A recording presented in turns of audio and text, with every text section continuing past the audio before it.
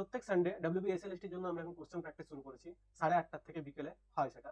তো কালকে একটা কোশ্চেন ছিল যেটা হচ্ছে লিঙ্কেজ অফ জিন ওয়াজ ডিসকভার্ড বাই। এই কোশ্চেনটাতে অনেকের অনেক মতভেদ রয়েছে।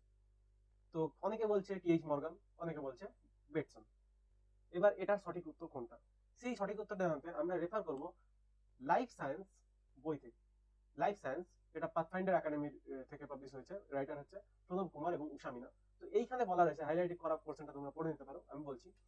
এইখানে বলা রয়েছে পানেট এবং বেটসন মেন্ডেল যে এক্সপেরিমেন্টটা করেছিল সেটাই আবার রিক্রিয়েট করেন, এবং সেখানে দেখেন যে ফ্লাওয়ার কালার এবং পোলেন শেপ এই দুটো একসঙ্গে, যে মেন্ডেলের যে অনুপাত 9:3:3:1, সেই অনুপাত দেওয়ার প্রবণতা দেখাচ্ছে না।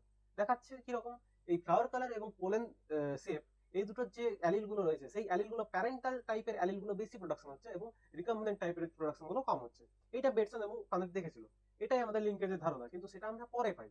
বেটসন এবং পানেট কখনোই বলেননি যে এটাই লিঙ্কেজ, কখনোই বলেননি যে এই ধরনের ফেনোমেননটা সব জায়গায় ঘটবে, সমস্ত জিনের ক্ষেত্রে ঘটবে। এটাই যে ক্রোমোজোমে এক ক্রোমোজোমে থাকে বলে ঘটনা ঘটছে, সেই সব কোনো কিছু বলেননি। তারা জানতেনই না যে লিঙ্কেজ বলে আদৌ কোনো ফেনোমেনন আছে।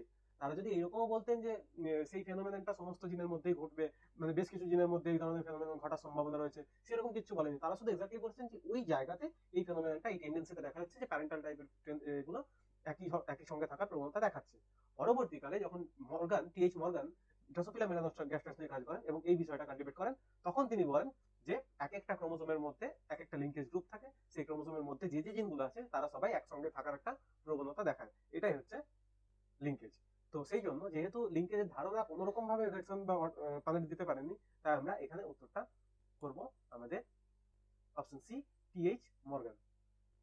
আর এইরকম আরো অনেক সেশন আমাদের আসতে চলেছে। আমরা অলরেডি দুটো সেশন করে নিয়েছি, সেগুলো ইউটিউবে রয়েছে, সেগুলো তোমরা দেখতে পারো। এবং তাছাড়াও এরকম বাকি সেশনগুলোর লিস্ট এখানে দেওয়া রয়েছে। তোমরা নিজেরা এই সব টপিকগুলো প্রিপেয়ার করে সেই সেশনে জয়েন করবে, এবং আমরা এক এক দিনে বেশ কিছু কোশ্চেন প্র্যাকটিস করে নেবো, যেগুলো এসএসসি, এসএলএসটি, এসএসসি তে আসার সম্ভাবনা রয়েছে। Thank you.